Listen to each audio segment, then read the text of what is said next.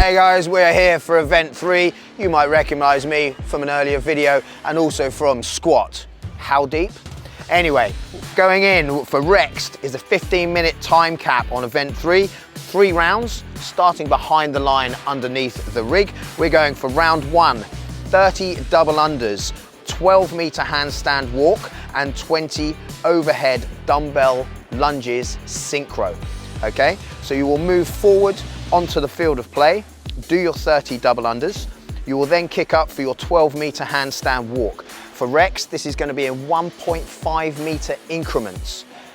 So every 1.5 meters unbroken, you can then come down and swap if you need to. Into 20 dumbbell overhead lunges, synchronized. So the synchro will be at the bottom and at the top. 2 working, 1 resting, and then 10 rope climbs for the boys and 6 rope climbs for the ladies. Into round 2, same start, but you will do 10 synchronized bar muscle ups instead of rope climbs. And then for round 3, the same start, but it will be 10 legless rope climbs or 6 legless rope climbs for the boys and the girls. All of the rope climbs, you will be touching the black beam at the top of the rig. And again, the finish will be at the end of your lane on the finish mat. Scale-wise, Rext Plus, round 1, we'll be doing a handstand walk, but it'll be 3 6-meter increments. So you need to do a full 6 meters before you can come down from that handstand. And your dumbbell weight for your overhead lunge will be 27.5 kilos. Round 2, your handstand walk will be over a ramp with 12 ring muscle ups, and round 3 will be 2 handstand walks over the ramps. That'll be 1 going over the ramp and down the steps, and then coming back up the steps and down the ramp. And 12 synchronized bar muscle ups and ring muscle ups at the same time. That's for Rext Plus. For Masters, you're doing the same beginning part, except that you will be doing 20 synchronized chest to bar pull-ups into 15 bar muscle ups total between the 3 of you, and then 10 ring muscle ups total between the 3 of you. And for your scale division, you can choose to do double unders or single unders, but be aware, if you do single unders, you will score lower than any team that has done any number of double unders. And you are doing 3-way synchro down ups, with the synchronization being at the top with you all stood up fully. And you will be doing synchronized dumbbell front rack lunges. Round 1, it'll be 21 pull-ups for you guys. Round 2 will be 15 synchronized pull-ups, and round 3 will be 9 rope climbs, and that's the scaled division. All handstands will start with the fingers behind the white line and must finish with their full hand over the white line. Okay? You are not allowed to touch the white lines on the outside of your lane at all. Alright gang, so workout 3, we have double unders. Double unders are going to be performed with the Velite's heavy rope. Okay, these are going to be available in 3 sizes, a small, a medium and a large. For the double unders, we're looking for 2 rotations on the rope. These must be performed forwards for every single jump. If you're opting to do single unders, 1 rotation must be forwards per jump as well for your repetition to count. Alright gang, so our handstand walk. Both hands must start on the floor entirely before the line. This includes the fingers. As we start walking into the lane, hands and fingers must stay inside the lane lines at all times. We cannot touch the edges. If they do, you'll be asked to come down and repeat that increment performed. For the RX Plus division, every 6 meters will count as 1 rep. The 6 meters must be completed unbroken. For RX and Masters divisions, you must travel a minimum of 1.5 meter increments to accumulate your 6 meters. You must handstand walk forwards, and your hands must be entirely past the line for your increment to count. During your increments, if you come down and feet touch the floor before your hands are both completely over the line, you'll be asked to repeat the increment you have just completed. The handstand ramp in the RX Plus division, in round 2 of the workout, you have 1 rep to complete over the handstand obstacle ramp. In round 3, you have 2 reps over the ramp. The first rep will go up the ramp and down the stairs. In the third round, you will come back the opposite way on the second rep. So you'll come up the stairs and down the ramp for the rep to be complete. Before coming back down, hands must be completely on the floor past the ramp. You cannot come down whilst on the ramp. If you come down whilst on the ramp, you must start that rep again. Athletes may not begin an attempt on the ramp until all other teammates are clear of the ramp. So if you've still got someone finishing out a rep, you may not kick up and start. Our synchronized down ups. This will be a 3-person synchronized down up.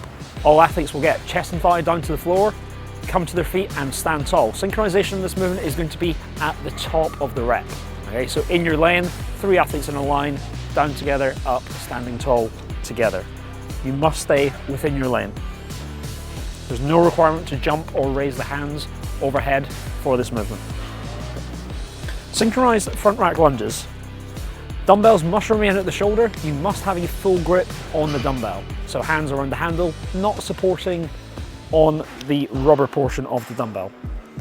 You may rest the dumbbell on the shoulder, but your hand has to stay on the handle itself. You must contact the floor with the back knee and then stand tall together. At the top of the lunge, you must have knees and hips extended and the dumbbell still in the rack position before the dumbbell can come off the shoulders after you've stood tall. Overhead lunges. The dumbbell must remain overhead at all times during the lunge. You must alternate legs. The dumbbell must stay above head height. There is no requirement to keep your arms straight, only that the dumbbell itself stays higher than the height of your head. Again, with our other lunges, our overhead lunges, back knee must touch the floor, and then as we stand tall, hips and knees to full extension. All right gang, so bar muscle ups and synchronized bar muscle ups. For both these movements, athletes will start hanging from the bar before coming up and over into a lockout position above the pull-up bar. These can be straight, these can be kipping, these can be performed via an uprise or a glide kip, as long as all other standards are met. So, bottom of the rep, we're looking for a straight arm. At the top of the rep, we're looking for straight arms and shoulders to be just over or in front of the bar with the weight support of the body supported in the hands. Now, as athletes come up and over, we will allow the body to touch the bar. We can support the weight on the bar before pressing out to straight arms, so in that catch position. But the hands must stay on the bar. We cannot weight bear on the hips and let the hands relax. The hands are the only part of the arms that may contact the pull-up bar before we then extend out to a straight arm position. For these synchronized reps, one athlete, if they get there first, can either wait at lockout or supported on the bar whilst waiting on the second athlete to join, and then they can lock out together.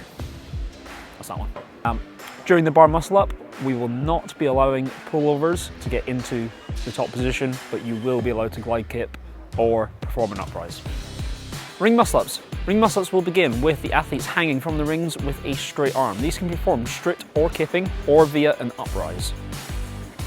Athletes will bring themselves up and over the rings into a straight arm lockout position with the weight supported in the hands, shoulders above or just in front of the rings. If you're performing consecutive kipping ring muscle ups, a change of direction below the rings is required. Kipping muscle ups will be allowed, but the rep will be finished in the support position, body supported above the rings. Reaching lockout whilst pressing away or falling back from the rings will not be allowed. Synchronized ring and bar muscle ups. This will be the same as the standards we've just spoken on, both the ring and bar muscle up. However, we must be synchronized at the top of the rep. So again, we can wait in the catch position on the bar or on the rings before pressing out to the straight arms, or if one partner gets there first, you can wait at full extension and wait for your partner to join you. All other requirements are the same as the previous movements. All right gang, our rope climbs. Athletes will start both feet on the floor. You may jump up to the rope to begin the first climb. Any style of rope climb is allowed. Upon reaching the top of the rope, the athlete must clearly make contact with the beam at the top of the rig with one hand before descending to the floor. Athletes should show control on the way down. The rep will be credited when contact is made with the beam. With our legless rope climb, again, the athletes may jump to the rope. From here, they may not use their legs during the ascent on the rope. Care should be shown not to clamp the rope between the thighs whilst reaching to make contact at the top with the beam across the top of the rig. After contact has been clearly made, athletes may use the legs to descend the rope before then coming up for their next rep.